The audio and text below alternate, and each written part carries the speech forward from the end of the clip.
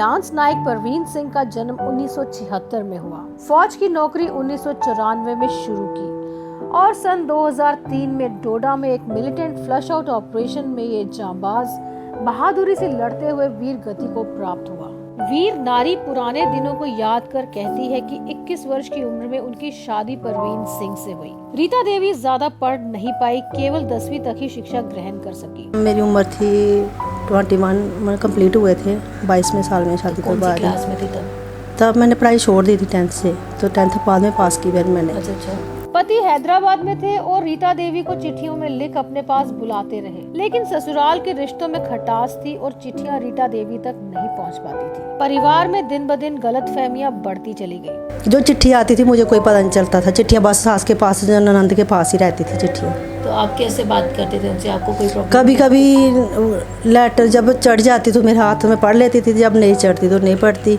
Letter देखे मैंने, चोरी चोरी लेटर देखा तो लेटर ऐसे झाड़ू लगा रही थी तो टैंक में मेरी जेठानी ने बताया कि लेटर आए हुए हैं कि ऐसे ऐसे तेरे लिखा हुआ कि तेरे को लेके जाना बाहर। तो मैंने कहा चलो, मुझे भी शौक था कि यहाँ बंदा फौज में है तो मैं भी साथ में जाऊँगी, देख के आऊँगी कि बाहर कैसा होता है कैसा नहीं।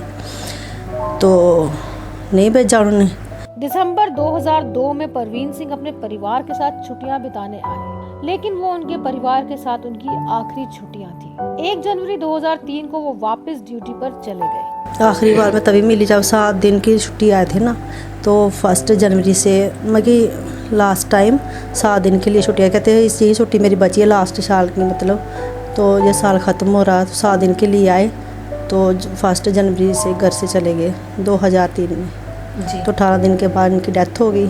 डोडा में तैनात परवीन सिंह की यूनिट को मिलिटेंट्स के होने की सूचना मिली। वो और उनकी यूनिट उस जगह पहुंची जहां मिलिटेंट्स छिपे थे। परवीन सिंह बहादुरी से लड़े और 2 मिलिटेंट्स को उन्होंने मार गिराया। परवीन सिंह बहुत खुश थे, लेकिन अचानक तीसरे मिलिटेंट ने उन्हें गोली मार दी। कहते बहुत बहादुर थे इन्होंने, मतलब कि मरते मरते भी 2 मिलिटेंट मार दिए उन्होंने। वो पत्नी कितनी फौज तबाह की थी उन्होंने। जब ये जो हंसने लगे कि मार दिए 2 मार दिए, जब तीसरे ने सुना तो तीसरे ने गोली मारी इस जगह पे। कहते हैं कि जब पति पर कोई मुसीबत आए तो पत्नी को कहीं ना कहीं कुछ गलत होने की आशंका हो जाती है। कुछ ऐसा ही रीता देवी के साथ हुआ। उन्हें सपना आया कि पति किसी भयानक तूफान में फंस गए हैं। नींद खुली तो बेचैनी बढ़ गई। बेचैनी दूर करने वो मंदिर चली गई और भगवान से दुआ मांगी कि पति सही सलामत हो। लेकिन वो बुरी खबर मिली जिसे रीता देवी की दुनिया मानो उजड़ी गई। रात को मुझे ऐसा सपना आया कि ये तूफान में घुस गए, तूफान आ रहा है। तो सुबह ऐसे मेरे दिल में हो रहा था पता नहीं कोई बात है, बेचैन से। हाँ बेचैन की सी। तो मैंने कहा हो सकता है कोई प्रॉब्लम हो गई होगी, जैसे कुछ ऐसा सपना होगा जहाँ मैं जाऊँ वहाँ पिल्लियाँ रास्ता काट रही थी मेरा। मैंने कहा कुछ तो कुछ है। मैंने व्रत रखा था ना, तो घर में सास नहीं थी, तो मैंने कहा जाती हूँ मंदिर में।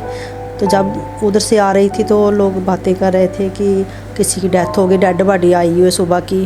तब मेरी मासी सास वो रोते रोते आ गई, तभी मुझे पता चला कि ऐसे बात हो गई है। उस समय बेटी 2.25 साल की थी और बेटा अभी कोख में ही था। ये नारी कहती है कि लगता था कि बेटा कोख में पल ना पाएगा, क्योंकि परिवार का भी साथ छूटता चला जा रहा था। पहले तो बेटी थी ना मेरी, तो बेटे का जब पता चला तो फिर मैं बुरी हालत थी मेरी। मतलब मैंने सोचा था मेरा बच्चा जो पेट में है वो बचेगा। वीर नारी सरकार का शुक्र करती है कि उन्हें मदद दी गई और वो अपने बच्चों को पाल सकी। उन्हें SRO 43 के तहत नौकरी मिली और उन्होंने खुद को और अपने बच्चों को संभाला। गवर्नमेंट ने भी दिया साथ, जैसे बाहर से लेटर आते थे, हौसला बढ़ता रहा मेरा, उन्होंने पूरा साथ दिया, फिर नौकरी भी दे दी। वीर नारी का बेटा भी फौज जाना चाहता है और पिता की तरह देश सेवा करना चाहता है। हाँ, मेरा लड़का बोलता मैं जाऊँगा फौज। मैंने कहा मैंने तेरे को फौज में नहीं भेजना। कहता मम्मा बाकी वाली माँ में है, वो तो भेज रही है ना।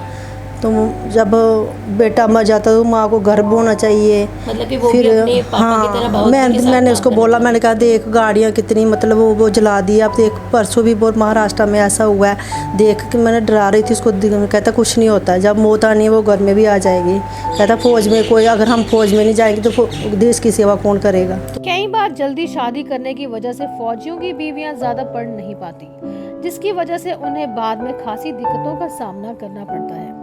ऐसे में समाज का दायित्व बनता है कि हम शहीद के परिवारों से संपर्क रखें और उन्हें पेश आ रही परेशानियों में मदद करें। जो लोग शहीद के परिवार को सशक्त करना चाहते हैं वो राज्य सैनिक बोर्ड से संपर्क कर सकते हैं।